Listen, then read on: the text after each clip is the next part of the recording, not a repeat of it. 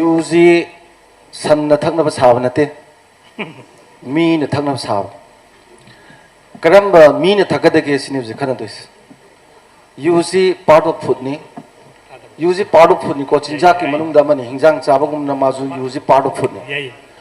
करम मी न थकदगे है बसिने खोइना मरुइ से कनाना थके दा चौखप मी न थकदबा civilized people na thakadaba civilized food ina nong he ngai maga nang na yu thak thak dana lei ri sikari kino nang sirage habro thong yu je sana thangnam nate mi na thangnam de mashi tinguni sia mase aina haiba nate kana haiba oza dan mi lai samna haiba mashi sige na horim ne mashi asigi sije khara sununda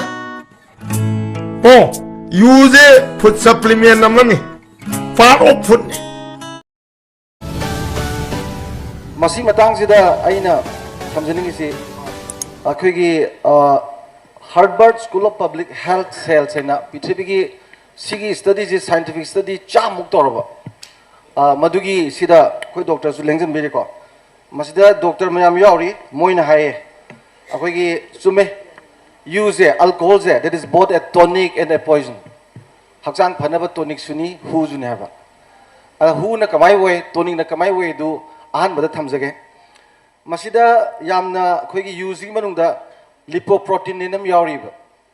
sina good cholesterol kawi hairiba sina khoigi heart ki disease loi control taweba Harvard School of Public Health na 100 times research tawra matungna heart control tawi mashi blood pressure brain amadi dementia zu loi palena hai gre asai na hai minate bo oza dan ni lai samna ai tau hey apanga yu je tonic ni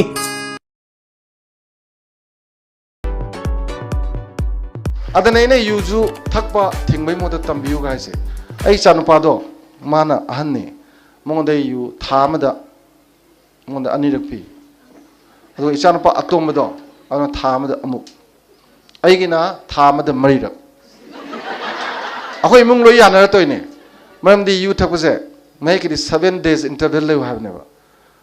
ada ngamjari numitarani gap le biya liver soy kem soy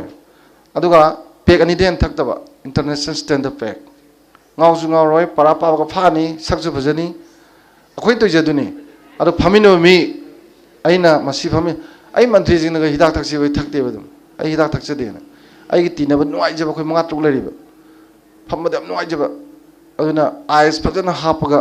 tangrabadu khatang heiraga salad kuma ke kuma piece ka toraga nana phamaga wari aru saraga cha thakaduna pek amana pungai ma helok ka thakpadi es keno gyan thokrabuni geno auna ta bida koye ga heta dag da hunjala to bodu nataba ai di sa adumai loipi adu haise